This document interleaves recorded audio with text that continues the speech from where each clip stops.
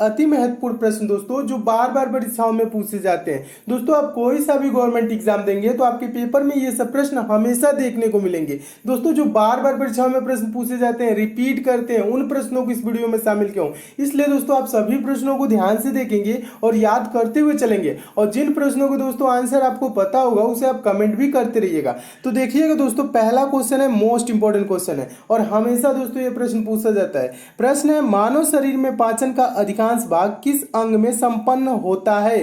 तो चार ऑप्शन आपके सामने दिख रहे हैं, तो कौन सा ऑप्शन सही होगा इसे आपको कमेंट भी करना है। और इसका दोस्तों सही आंसर हो जाएगा ऑप्शन नंबर सी, यानी छोटी आंत से। ठीक है, मानव शरीर में पाचन का अधिकांश भाग किस अंग से संपन्न होता है, तो छोटी आंत से। याद रखेंगे, ये सब प्रश्न हमेशा पूछा जाता है। नेक्स्ट क्वेश्चन देखिए, दूसरा क्वेश्चन भी मोस्ट इंपॉर्टेंट है। प्रश्न है, लार में कौन सा एंजाइम पाया जाता है। प्रश्न क्या है दोस्तों, प्रश्न है लार में कौन सा एंजाइम पाया जाता है और ये प्रश्न मोस्ट इंपॉर्टेंट है, हमेशा पूछा जाने वाला प्रश्न है। तो दोस्तों इसका आंसर हो जाएगा ऑप्शन नंबर बी सही हो जाएगा। लार में पाया जाने वाला एंजाइम कौन सा है दोस्तों, टाइलिन है। ठीक है, टाइलिन याद रखेंगे। लार में कौन सा एंजाइम पाया जाता है, टाइलिन। नेक्स्ट क्वेश्चन देखिएगा, अगला क्वेश्चन भी बहुत बार पूछा जा चुका है। प्रश्न है, टीबिया नामक हड्डी किसमें पाई जाती है। तो आंसर हो जाएगा ऑप्शन नंबर बी, टांग में। टीबिया नामक हड्डी किसमें पाई जाती है, टांग में, यानी पैर में पाई जाती है। नेक्स्ट क्वेश्चन है, अगला क्वेश्चन भी मोस्ट इंपॉर्टेंट है, हमेशा पूछा जाने वाला प्रश्न है। मानव शरीर की सबसे लंबी हड्डी है, सबसे लंबी हड्डी या बड़ी हड्डी कौन है दोस्तों। ऑप्शन नंबर कौन सा सही हो जाएगा, डी सही हो जाएगा, फीमर, जो जांघ में पाई जाती है। ठीक है, ये सबसे मानव शरीर की सबसे बड़ी हड्डी है। और सबसे छोटी हड्डी भी पूछा जाता है तो स्टेपीज, ये कान में पाई जाने वाली हड्डी है। ठीक है, स्टेपीज ये क्या है दोस्तों, सबसे छोटी, और सबसे लंबी पूछा तो जाए तो फीमर। ठीक है, दोनों प्रश्नों को याद रखेंगे, दोनों प्रश्न हमेशा पूछे जाते हैं। नेक्स्ट क्वेश्चन देखिएगा, अगला क्वेश्चन भी इंपॉर्टेंट है, हमेशा पूछा जाने वाला प्रश्न है। प्रश्न है, मानव की पाचन नली लगभग कितने फीट लंबी होती है। मानव की पाचन नली लगभग कितने फीट लंबी होती है। चारों ऑप्शन आपके सामने है, आप कमेंट भी इसे करेंगे और इसका आंसर हो जाएगा ऑप्शन नंबर डी सही हो जाएगा, 32 फीट लंबी होती है। मानव की पाचन नली लगभग 32 फीट लंबी होती है, याद रखेंगे, बहुत बार पूछा गया प्रश्न है। अगला क्वेश्चन देखिए, छठा प्रश्न भी इंपॉर्टेंट है। प्रश्न है, लार किसके पाचन में सहायक होती है। लार किसके पाचन में सहायक होती है। तो इसका दोस्तों आंसर हो जाएगा ऑप्शन नंबर बी, स्टार्च के पाचन में सहायक होती है। नेक्स्ट क्वेश्चन है, सातवां क्वेश्चन, मोस्ट इंपॉर्टेंट क्वेश्चन। मनुष्य के जीवन काल में कितने दांत 2 बार विकसित होते हैं। बहुत बार पूछा गया प्रश्न है, कितने दांत 2 बार विकसित होते हैं। तो इसका आंसर हो जाएगा ऑप्शन नंबर सी, कुल 20 दांत। 20 दांत दोस्तों मानव शरीर में, यानी मनुष्य के जीवन काल में 2 बार विकसित होते हैं। यानी कि मनुष्य के जीवन काल में कितने दांत 2 बार विकसित होते हैं, आंसर क्या होगा, 20 दांत। ठीक है, इसे याद रखेंगे, बहुत बार पूछा गया प्रश्न है। नेक्स्ट क्वेश्चन देखिएगा, सारे क्वेश्चन दोस्तों मानव शरीर से है, यानी मानव शरीर क्रिया विज्ञान से रिलेटेड है।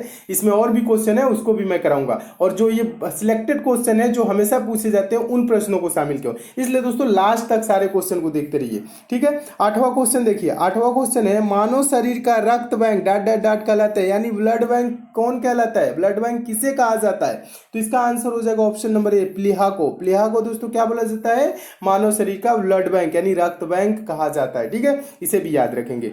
नेक्स्ट क्वेश्चन देखिए, 9वां क्वेश्चन है। 9वां क्वेश्चन है, सफेद रक्तकण यानी WBC का मुख्य कार्य है। WBC का मुख्य कार्य क्या होता है। तो आंसर हो जाएगा कौन सा, चारों ऑप्शन को पढ़ेंगे तो ऑप्शन नंबर सी सही हो जाएगा, रोग प्रतिरोधक क्षमता धारण करना। रोग प्रतिरोधक क्षमता धारण करना WBC का मुख्य कार्य होता है। अगला क्वेश्चन है, अगला क्वेश्चन भी इंपॉर्टेंट है, 10वां क्वेश्चन। मानव शरीर में लाल रक्त कण का निर्माण कहाँ होता है। ये आपको पता होगा क्योंकि ये प्रश्न मोस्ट इंपॉर्टेंट है और हजारों बार परीक्षाओं में पूछा जा चुका है। मानव शरीर में लाल रक्त कण का निर्माण कहाँ होता है। तो इसका आंसर हो जाएगा ऑप्शन नंबर डी, अस्थि मज्जा में। अस्थि मज्जा में लाल रक्त कण का निर्माण होता है, याद रखेंगे। नेक्स्ट क्वेश्चन देखिएगा, 11 नंबर क्वेश्चन है, ये भी महत्वपूर्ण है। हीमोग्लोबिन किसका महत्वपूर्ण घटक है। तो आंसर इसका क्या हो जाएगा, चारों ऑप्शन को पढ़ेंगे तो ऑप्शन नंबर इसका ए सही हो जाएगा। हीमोग्लोबिन किसका महत्वपूर्ण घटक है, तो आरबीसी का महत्वपूर्ण घटक है, इसे भी याद रखेंगे। अगला क्वेश्चन देखिएगा, 12 नंबर क्वेश्चन है, रक्त में पाई जाने वाली धातु है। रक्त में कौन सी धातु पाई जाती है, लोहा पाया जाता है। ऑप्शन नंबर डी सही हो जाएगा, रक्त में पाई जाने वाली धातु लोहा है। इसे भी याद रखेंगे, ये भी प्रश्न बहुत बार पूछा गया है। नेक्स्ट क्वेश्चन देखिए, 13 नंबर क्वेश्चन है। 13 नंबर क्वेश्चन भी इंपॉर्टेंट है। पाचन क्रिया में प्रोटीन निम्नलिखित में से किस पदार्थ में बदल जाते हैं? पाचन क्रिया में प्रोटीन निम्नलिखित में से किस पदार्थ में बदल जाते हैं? तो इसका आंसर हो जाएगा ऑप्शन नंबर सी, एमिनो अम्ल में बदल जाते हैं। ठीक है, इसे भी याद रखेंगे। अगला क्वेश्चन देखिएगा, अगला क्वेश्चन बार बार पूछा जाने वाला प्रश्न है। और दोस्तों अगला प्रश्न देखने से पहले जो नए स्टूडेंट है उनके लिए दोस्तों बता दूं, आपके लिए दोस्तों पंचम पब्लिशर की एक बहुत ही अच्छी ई बुक आई है, उसके बारे में थोड़ी सी जानकारी दे देता हूं, उसके बाद आपको देखिएगा। दोस्तों 14 नंबर क्वेश्चन है, हमेशा पूछा जाने वाला प्रश्न है। पेस मेकर का संबंध किससे है? गुर्दा, दिमाग, फेफड़ा, हृदय। कमेंट करके आपको जरूर बताना है इसका आंसर। ठीक है, और इसका सही आंसर हो जाएगा दोस्तों option number D, pacemaker का संबंध हृदय से है। और पेस मेकर कार्य क्या करता है दोस्तों? पेस मेकर का कार्य हृदय की धड़कन प्रारंभ करना होता है। ठीक है, इसे भी याद रखेंगे। तो पेस मेकर का संबंध किससे हो जाएगा? हृदय से हो जाएगा, याद रखेंगे, हमेशा पूछा जाने वाला प्रश्न है। नेक्स्ट क्वेश्चन देखिएगा, बार बार ये भी पूछा जाने वाला प्रश्न है। सोते समय रक्त दाब में क्या परिवर्तन होता है? बढ़ता है, घटता है, पहले घटता है फिर बढ़ता है, पहले जैसा रहता है? इसका सही आंसर क्या होगा? ऑप्शन नंबर कौन सा सही हो जाएगा? बी सही हो जाएगा। सोते समय रक्तदाब घटता है। ठीक है, ब्लड प्रेशर क्या होता है? कम होता है, घटता है। ठीक है, इसे भी याद रखेंगे।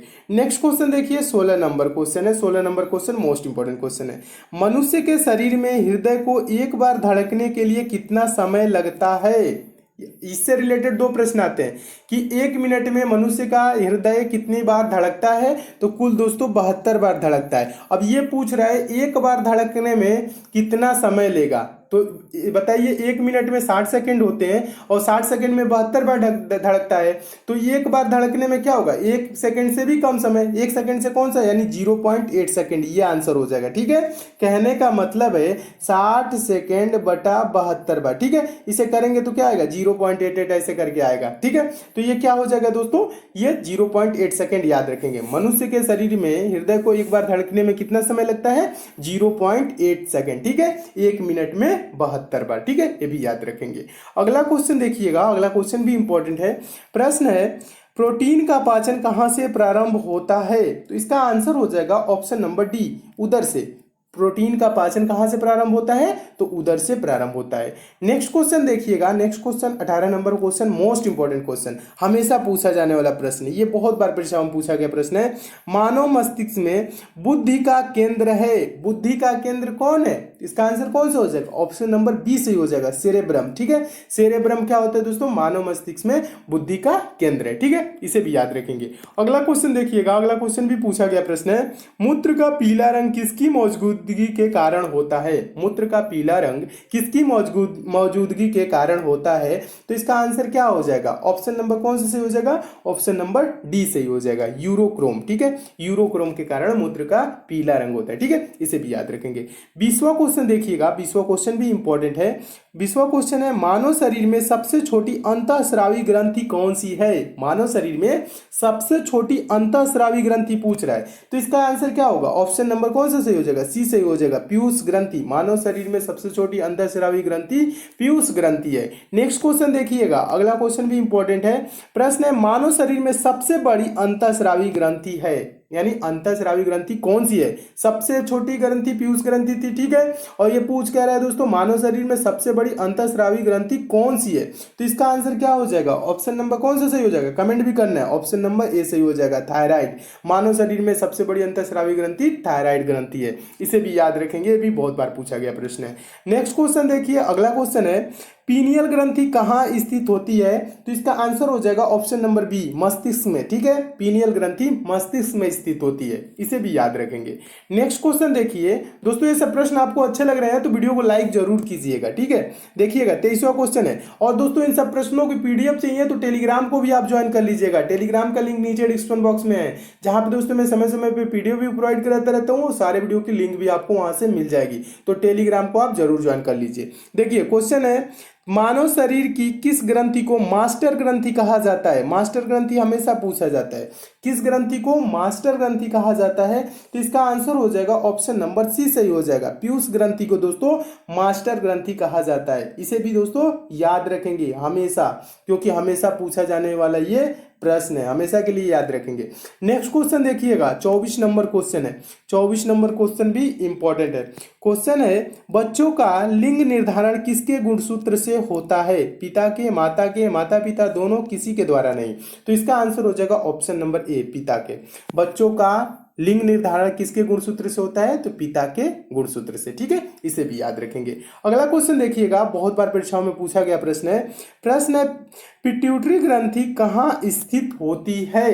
तो इसका दोस्तों आंसर हो जाएगा कौन सा? ऑप्शन नंबर ए सही हो जाएगा, मस्तिष्क में। पिट्यूटरी ग्रंथि मस्तिष्क में स्थित होती है, इसे भी याद रखेंगे। दोस्तों अगर आप मैथ में वीक है, मैथ बेसिक से, जीरो लेवल से और चैप्टर वाइज दोस्तों पढ़ना चाहते हैं, तो दोस्तों आपके लिए एक चैनल बनाया हूं जिसका लिंक दोस्तों नीचे डिस्क्रिप्शन बॉक्स में दे दिया हूं। दोस्तों आप उस चैनल पे जाकर चैनल को सब्सक्राइब कर लीजिए, नोटिफिकेशन बेल को ऑन कर लीजिए, जहां पे दोस्तों मैं मैथ बेसिक से पढ़ा रहा हूँ, जीरो लेवल से पढ़ा रहा हूँ, चैप्टर वाइज पढ़ा रहा हूँ। कुछ दिनों में दोस्तों मैथ की वहां सारी चैप्टर समाप्त हो जाएंगी। दोस्तों आप भी मैथ के प्रश्नों को सेकंडों में सॉल्व करने लगेंगे, वो भी बिना पेन उठाए। तो मैथ में आपको थोड़ी सी भी प्रॉब्लम होती है दोस्तों, उस चैनल पे जरूर जाए, जिसका लिंक दोस्तों नीचे डिस्क्रिप्शन बॉक्स में दे दिया हूं। और ये सब दोस्तों आपको प्रश्न समझ में आए, अच्छे लगे हैं, तो इस वीडियो को दोस्तों लाइक जरूर कीजिएगा, लाइक कर दीजिएगा दोस्तों इस वीडियो को, और शेयर भी दोस्तों कर दीजिएगा। फेसबुक, व्हाट्सएप, टेलीग्राम, जितने भी दोस्तों आपके पास स्टडी ग्रुप हो उस ग्रुप में शेयर एक बार जरूर कीजिएगा। और जो दोस्त इस चैनल पे नए हैं, जिनको दोस्तों हमारे वीडियोस की डेली नोटिफिकेशन नहीं मिलती, नीचे दोस्तों रेड कलर का सब्सक्राइब लिखा होगा दोस्तों, वहां पे क्लिक करके चैनल के साथ जुड़ जाइए। और बगल में दोस्तों बेल आइकन सिंबल बनेगा, दोस्तों ये नोटिफिकेशन बेल आइकन होते हैं, इसे प्रेस करके ऑन कर लीजिएगा,